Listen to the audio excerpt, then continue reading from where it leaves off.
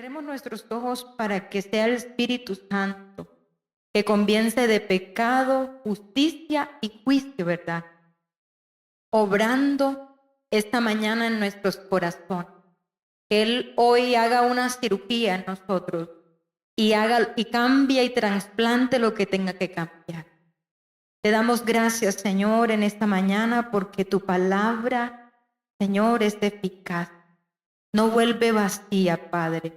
Ella es viva en nosotros. En esta mañana, Señor, te pido que seas tú abriendo nuestro entendimiento, nuestro corazón. Llénanos de sabiduría, de inteligencia, Señor. Llénanos de la capacidad, Padre, de poner por obra lo que tú nos enseñes en esta mañana, Dios. Espíritu Santo de Dios viviente, que estás en cada uno de nosotros. Te pido que seas tú, Padre, avivando el fuego en nuestros corazones, Señor. Que arda, Padre, como los discípulos en el camino de Maús, nuestros corazones al escuchar tu palabra. Te alabamos, Dios, y te bendecimos. En el nombre de Jesús. Amén. Y hoy le invito a buscar la Biblia en Efesios capítulo 1, del verso 3 al 14, y la versión que estoy trabajando hoy es Nueva Versión Internacional para que usted pueda buscar.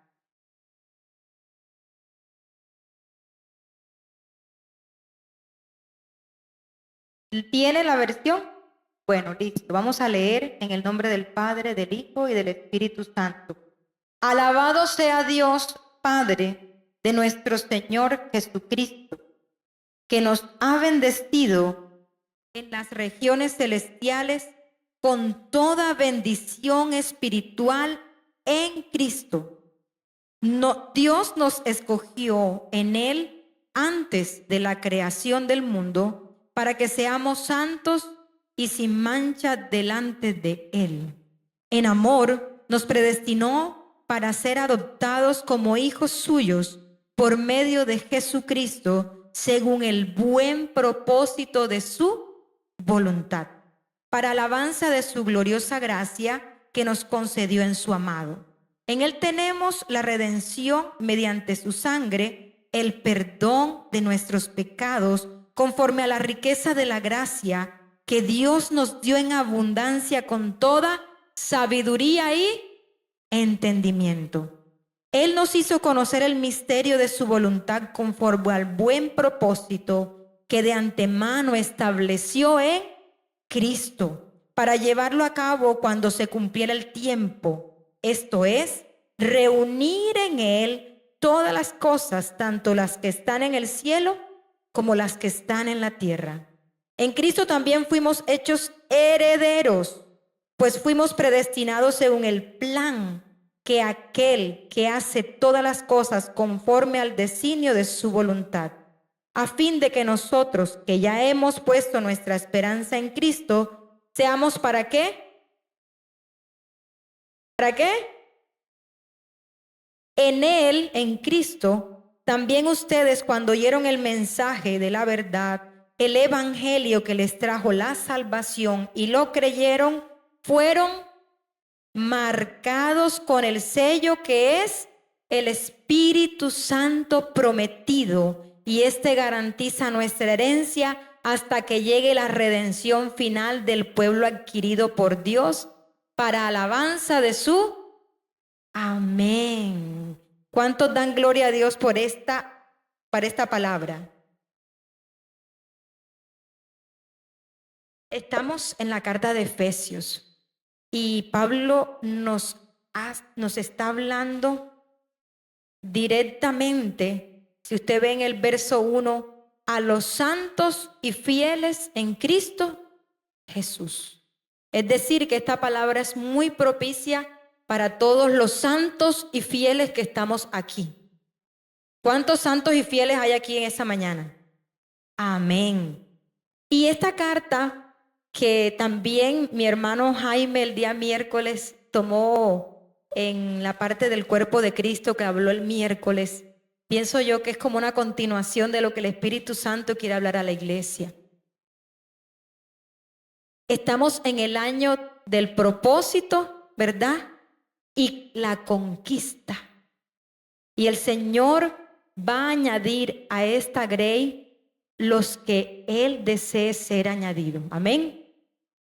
Y el instrumento para añadirlo somos usted y yo. Y es necesario que aprendamos hoy a ser familia que tiene un propósito eterno. Y ese es el título de este mensaje. La familia de Dios, un propósito de Dios eterno. Vemos entonces que Efesios era una iglesia que Pablo había constituido y que se encontraba en la ciudad de Éfeso, que es una provincia romana de Asia, donde su característica principal era que era un gran emporio, digámoslo así, comercial y cosmopolita. Era el epicentro de los dioses romanos. En ella había una gran influencia de idolatría, de hechicería y de magia. Y en ella había una fortaleza de paganismo. O sea, que la iglesia estaba expuesta constantemente a la influencia de la demostración de magia, de hechicería y de poder de otros dioses. Por lo tanto, el Señor habla a Pablo, a través de Pablo, a la iglesia para enseñarle su posición en el reino. Amén. Y esta carta es muy linda porque Pablo la escribe desde la cárcel en Roma. O sea, él no estaba en Éfeso. Él estaba en la cárcel cuando escribió la carta. Y en esta primera parte que usted ha leído es un poema que Pablo escribe a la iglesia en Éfeso, seguido de una oración que según los teólogos es la primera oración que Pablo escribe. Y lo primero que Pablo recalca es el propósito por el cual usted ha sido llamado al arrepentimiento. Y ahí lo dice claro en el versículo 3.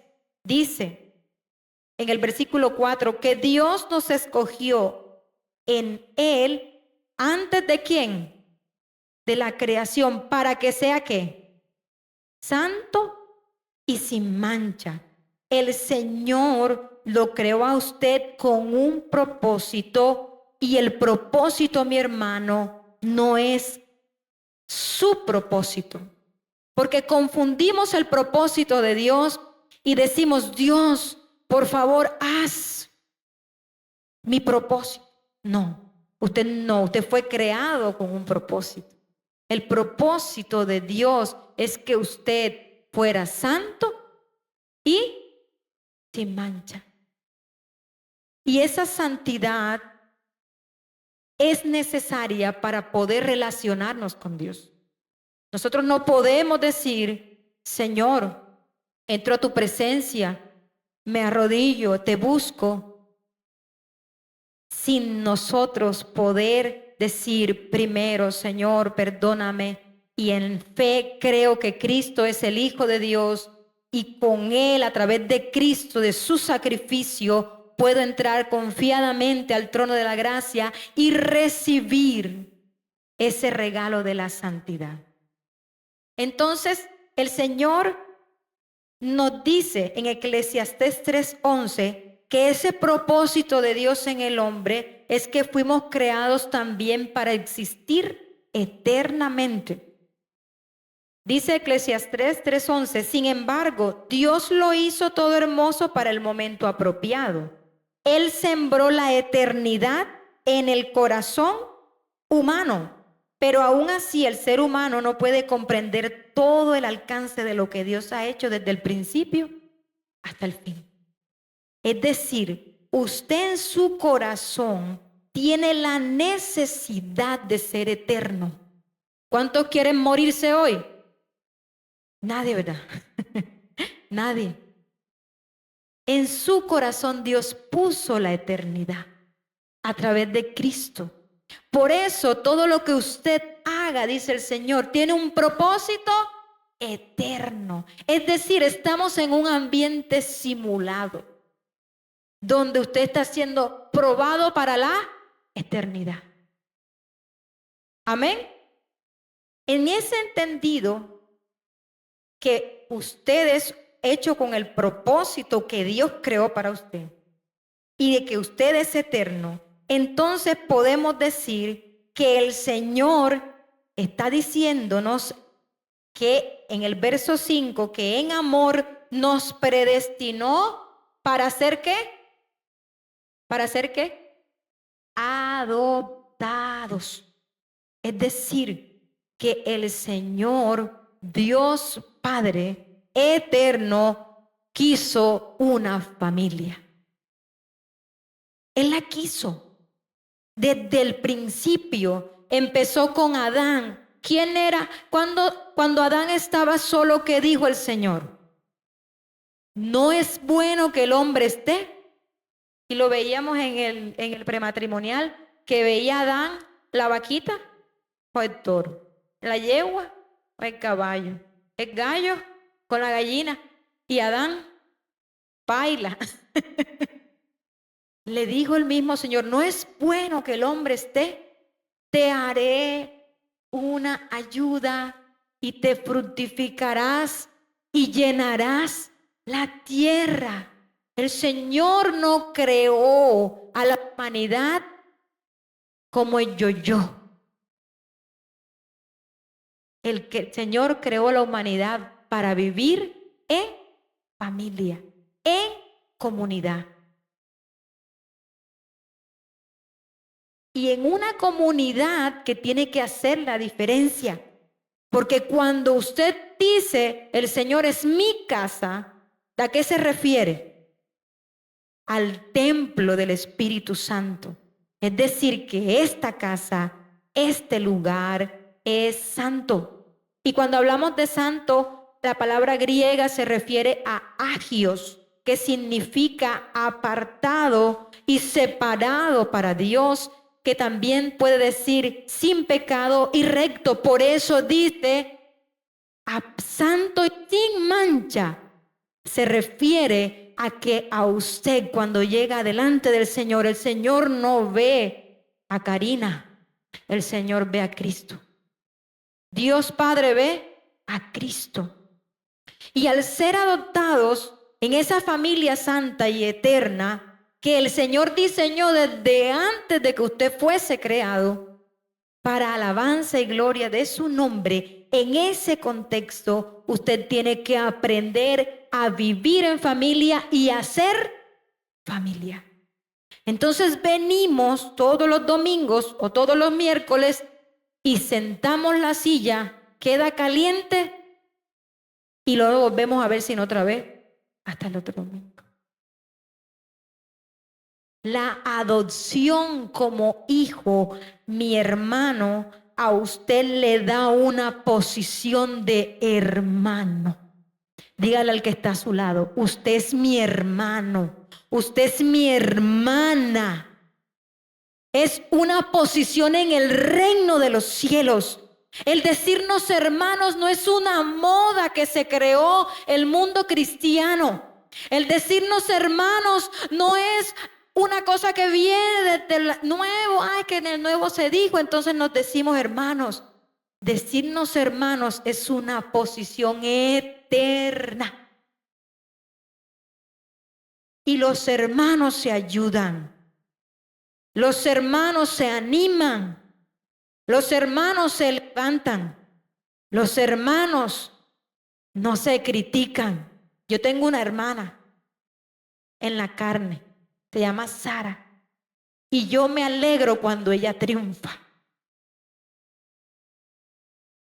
Mi hermano se llama Lurgis en la carne y yo me alegro cuando ella triunfa. Y cuando usted, mi hermano, triunfa, yo también me alegro. Porque tienen la misma posición en el reino, aún mayor. Porque a Jesús le costó con sangre comprar esta familia. Y el Señor, y así Juan lo contempla, en primera de Juan 3:1, dice así: mirad cuán amor nos ha dado el Padre, que seamos llamados hijos de Dios, y lo somos. Dígalo, lo somos. Soy hija de Dios.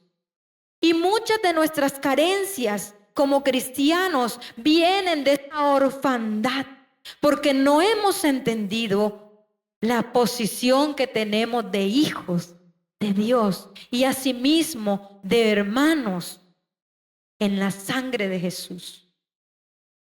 Por eso usted, mi hermano, cuando el Señor a través de su conversión, ¿verdad?, lo adhiere y lo hace miembro de esta casa, de esta familia real, le llamo yo, una familia santa, real, el Señor nos llama a tener un compromiso, porque Él es un padre de familia confiable y responsable.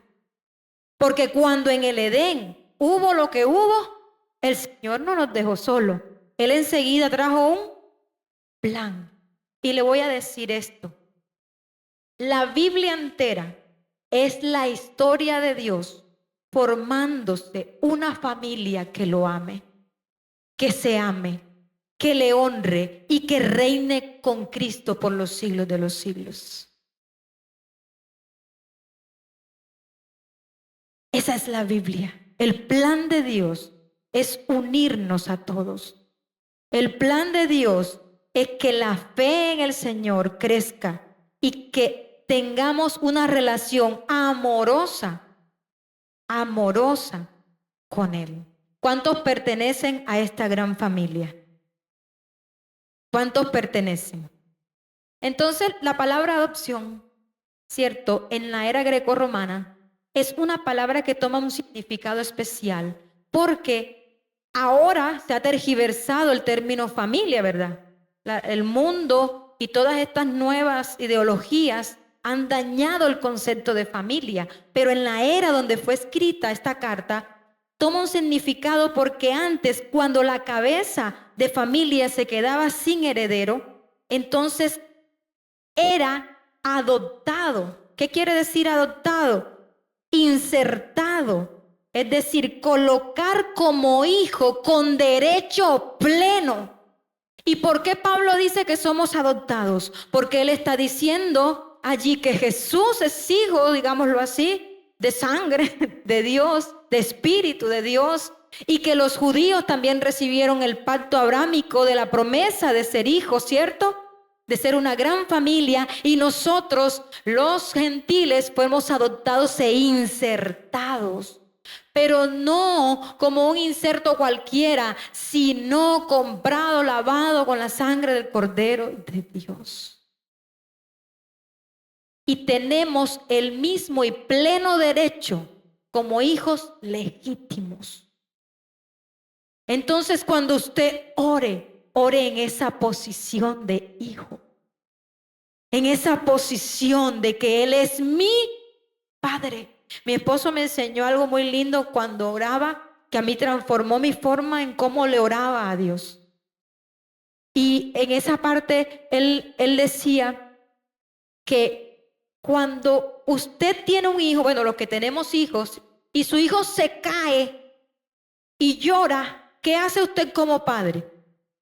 Automáticamente el instinto me lleva a salvarlo, a socorrerlo, ¿cierto? Ese es el instinto de padre. Por eso cuando usted ora, y aunque no tenga una sola palabra, si usted llora, el Señor sabe su dolor, su herida, su necesidad como hijo.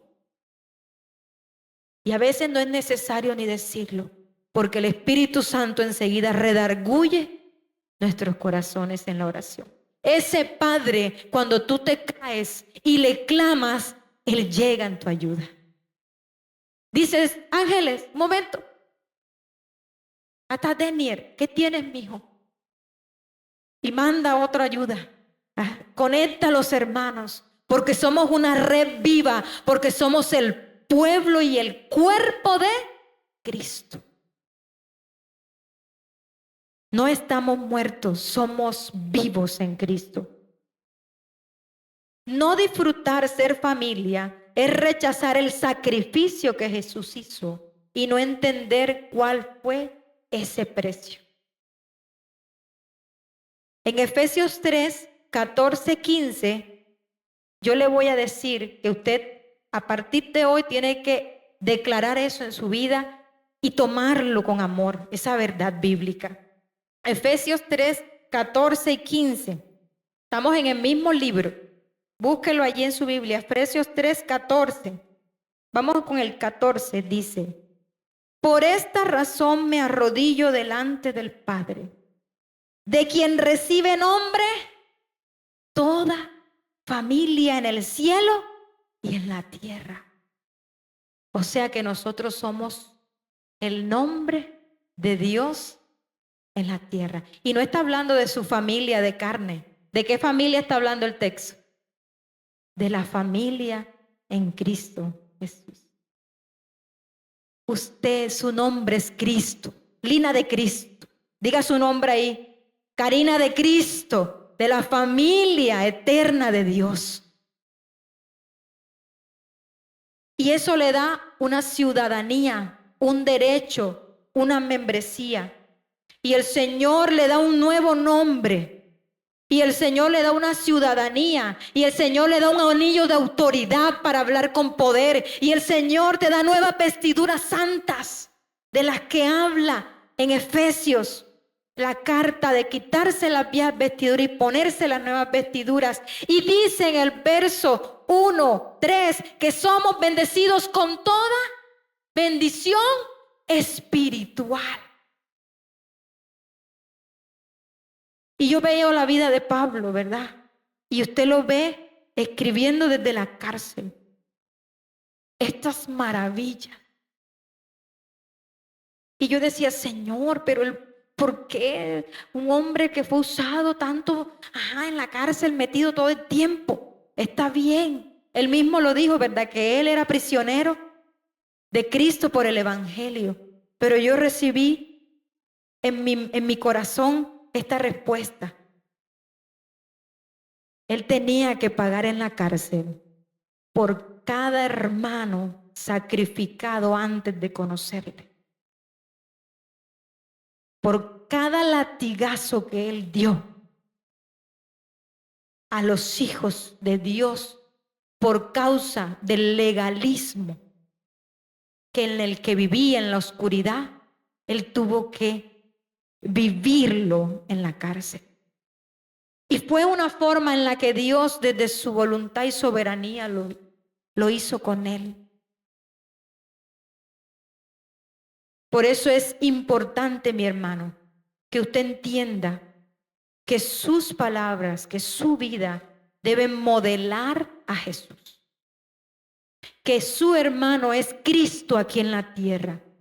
Y que si usted le daña, se daña a usted mismo. Porque ese es su cuerpo, el cuerpo de Cristo. Y Pablo nos enseña que la iglesia no está muerta, que la iglesia es un cuerpo, que la iglesia es viva, que su naturaleza es estar viva. Y habla y lo compara como un cuerpo, ¿verdad? Y que tiene un cuerpo, vitalidad, tiene miembros, útiles todo.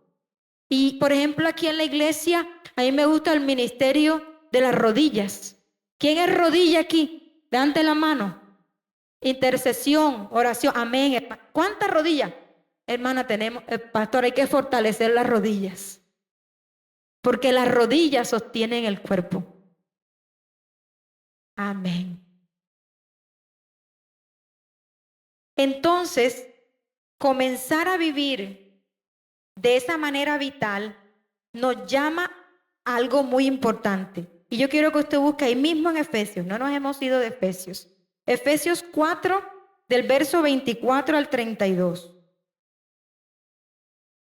22 en adelante. 4 del 22 en adelante. Y como somos una iglesia viva, ¿verdad? Aquí Pablo dice que debemos quitarnos la antigua manera de vivir y las ropas viejas que nos corrompen y vestirnos con la ropa nueva, y estamos hablando ahora de vestiduras que el Señor nos coloca nuevas. ¿Cuántos quieren vestiduras nuevas hoy? Amén. Y leámoslo así. Con respecto a la vida que antes llevaban, les enseño que debían quitarse el ropaje de la vieja naturaleza, la cual está corrompida por los deseos engañosos. Ser renovado en la actitud de su mente y ponerse ¿qué?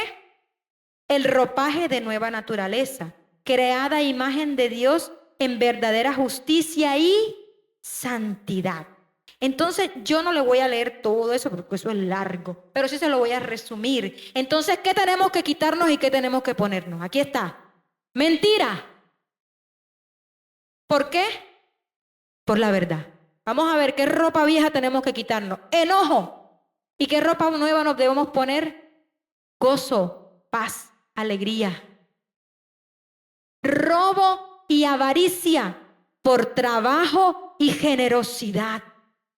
Obscenidades, palabras obscenas, cuentos obscenos, conversaciones necias, chismes groseros que no son para ustedes, por palabras que edifiquen y bendigan. ¿Aló? Ahora sí. Chisme por ánimo, animémonos. Venganza, deseos de dañar porque me la hiciste, me la pagas. Por perdón y reconciliación. Promiscuidad por dominio propio. Borracheras por dominio propio y ser lleno del Espíritu Santo.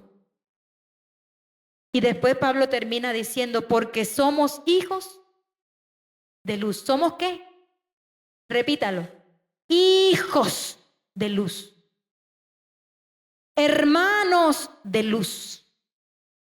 Familia de luz. No vivan como necios, sino como sabios. Dice, porque ninguno de estos heredará nada. O sea que perdemos la herencia. Y hay unas malas conductas que yo quiero destacar de esta manera, en esta mañana corta.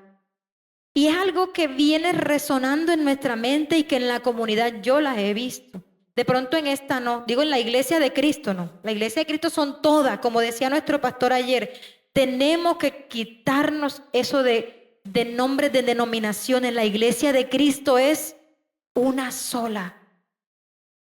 No soy cristiano, yo soy cristiano, dice la persona, pero no necesito congregarme. Yo tengo un televisor de 70 pulgadas y eso ahí se ve bueno, Tavo, ahí se ve chévere.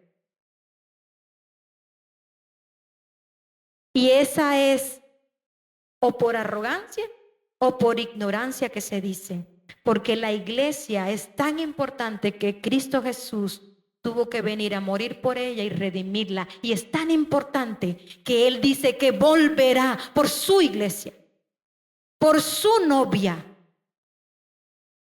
con la vestidura de la novia. ¿Cómo es la vestidura de la novia?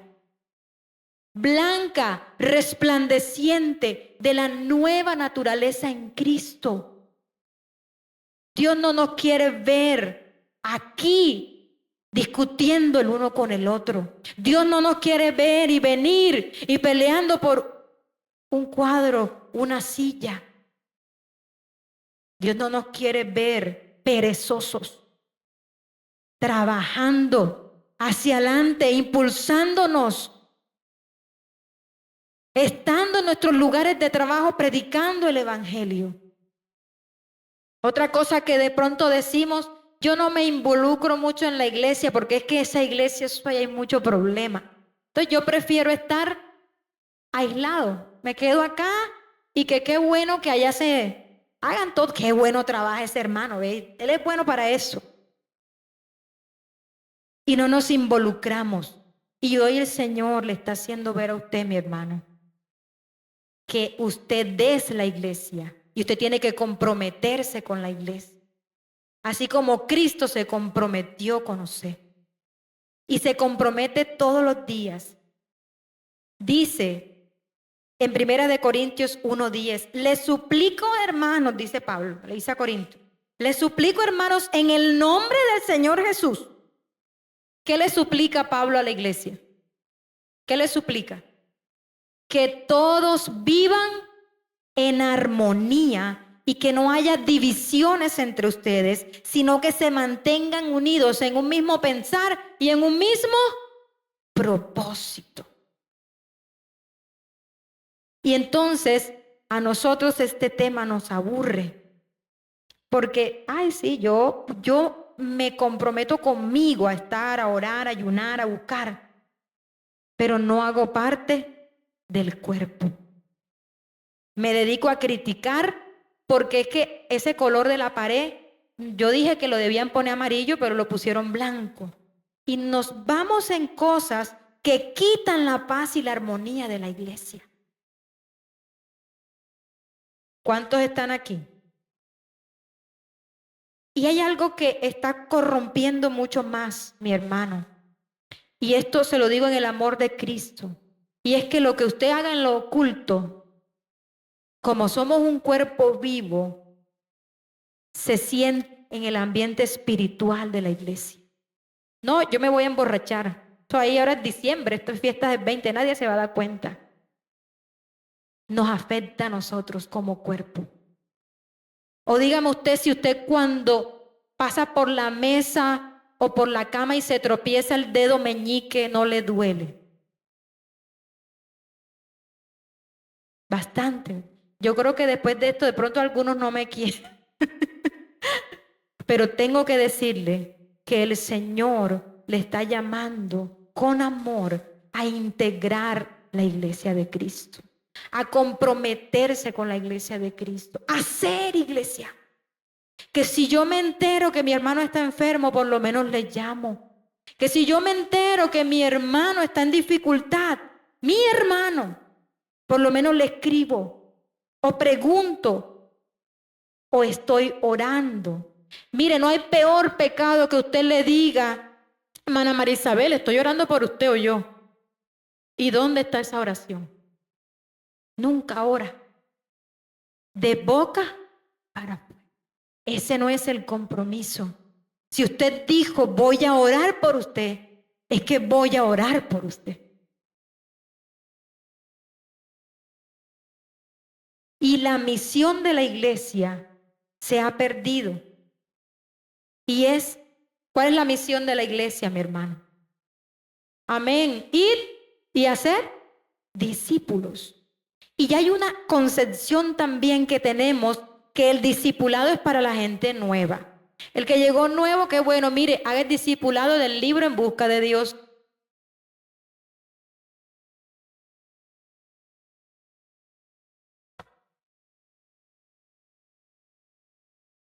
La palabra discípulo viene del griego matete, que significa el que aprende.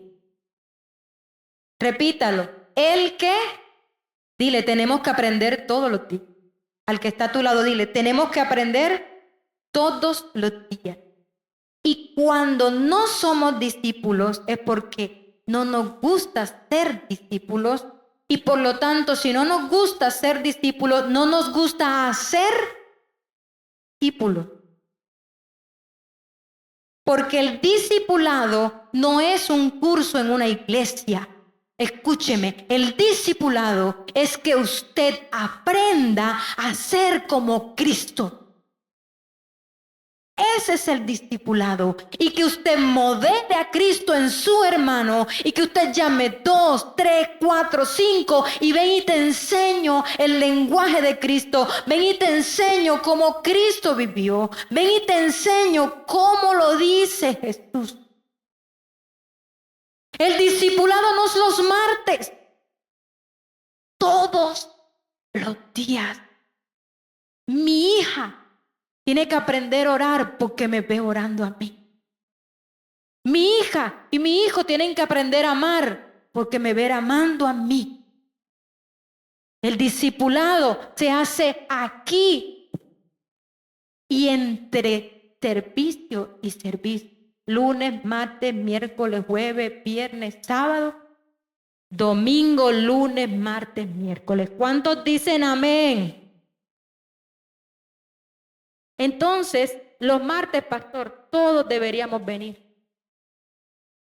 Porque la iglesia, dice Pablo, que es baluarte de la qué?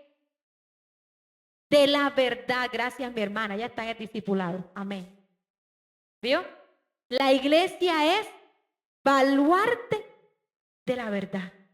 ¿Y cómo es que nosotros, como baluarte de la verdad, somos engañados por cuanto viento de doctrina?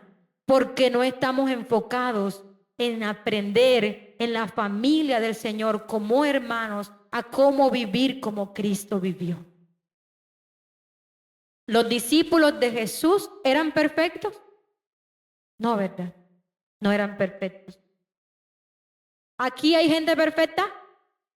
Aquí hay gente santa apartada, más nada. Gente perfecta no hay.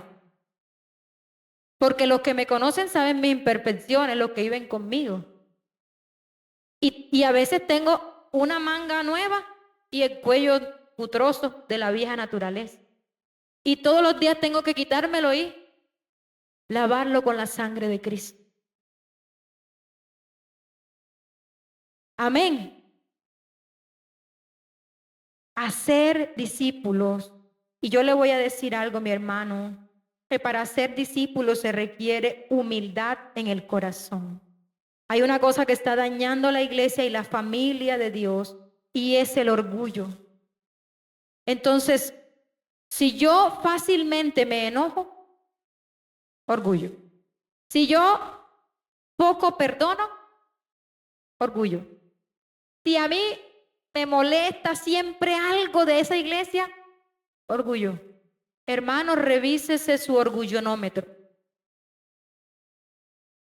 y empiece a bajar a los pies de Jesús para que no diga como Pedro, no me lave los pies. ¿Y qué dijo el Señor? Es necesario que te lave los pies. Entonces ahora sí lávame el cuerpo. ¿Cuántos quieren ser lavados hoy? Y renovados como una gran familia con nuevas vestiduras del Señor.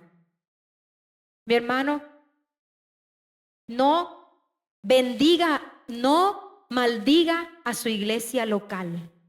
Y yo quiero que usted hoy cierre sus ojos allí en una actitud. No hemos terminado, nos falta una partecita.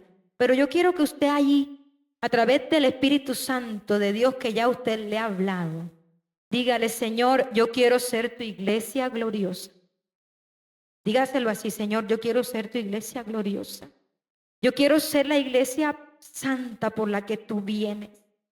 Yo quiero que tú me encuentres sirviendo a mis hermanos.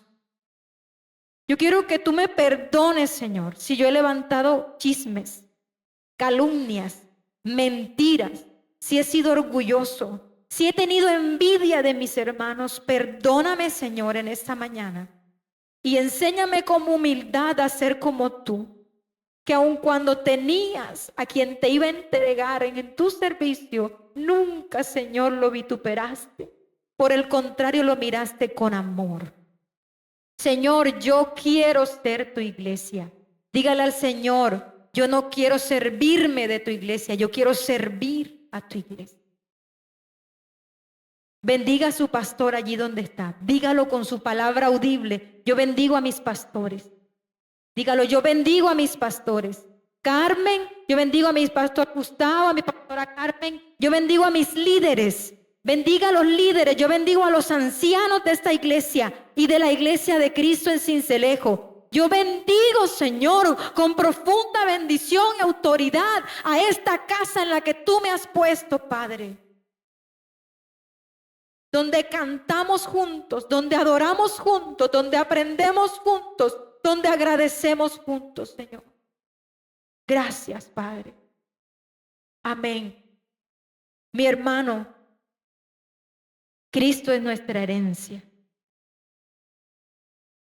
Léalo allí en Efesios 1 nuevamente, verso 11 al 14, y con esto terminamos.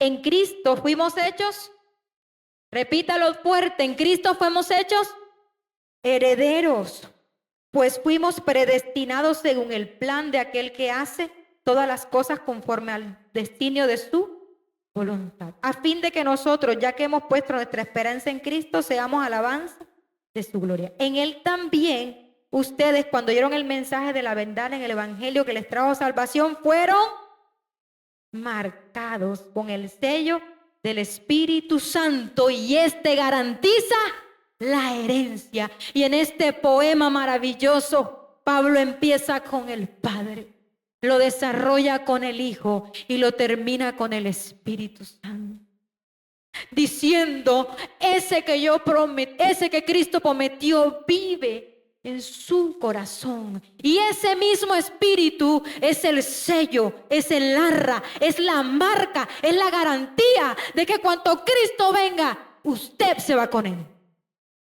De que cuando Cristo descienda, su iglesia descienda con Él. La muerte no lo va a tocar, porque somos una iglesia viva en el Señor.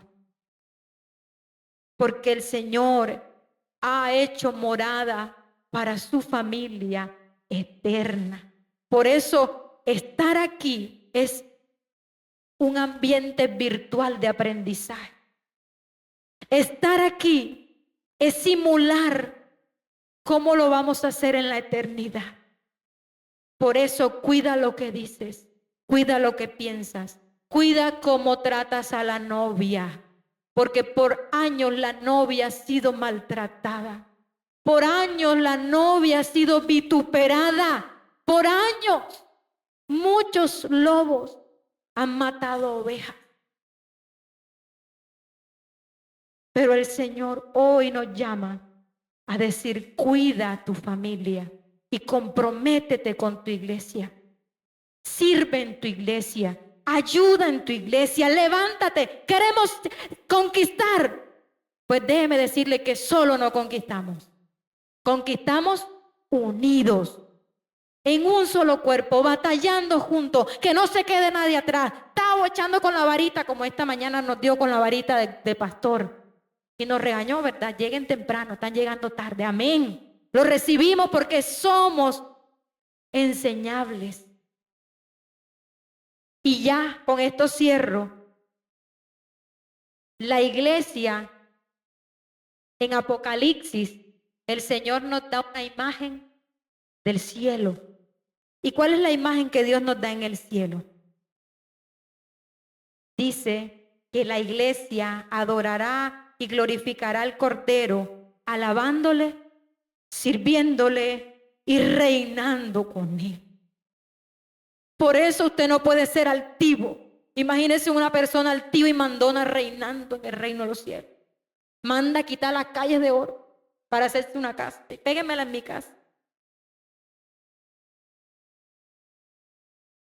El Señor viene a restituirnos y a levantarnos. Póngase de pie. Yo le pido al ministerio de alabanza. Vamos a cantar una pequeña canción, la que ustedes tengan preparada de adoración, porque aquí adoraremos al Cordero de Dios, que sometió todas las cosas. El Señor Dios sometió todas las cosas al dominio de Cristo, y usted va a glorificar por la eternidad. El Señor empezó con una familia, y esa familia fue desvirtuada por el reino de las tinieblas, pero fue restituida por la sangre de Cristo, y esa familia hoy alaba y glorifica el nombre de Dios por la eternidad. Amén. Aplauda lo que es para Él. Nadie se gloríe de nada. Si tú te crees mayor, hazte menor, porque eso hizo Cristo Jesús. Te damos gracias por tu palabra, Señor, en esta mañana, porque no vuelve vacía, Padre. Padre, gracias porque tu palabra es viva y eficaz. Es cortante, Señor. Quita de nosotros toda vieja naturaleza, Padre. Toda mala costumbre de criticar, Señor. Toda mala costumbre de herir, Señor. Toda mala costumbre, Señor, y mala conducta arraigada a nuestra naturaleza caída. Que nuestra alabanza sea glorificarte a ti en medio de la iglesia, Señor. Porque tú has creado un propósito eterno en esta casa. Y es que te adoremos, te glorifiquemos, te sirvamos y reinemos contigo por la eternidad, Señor.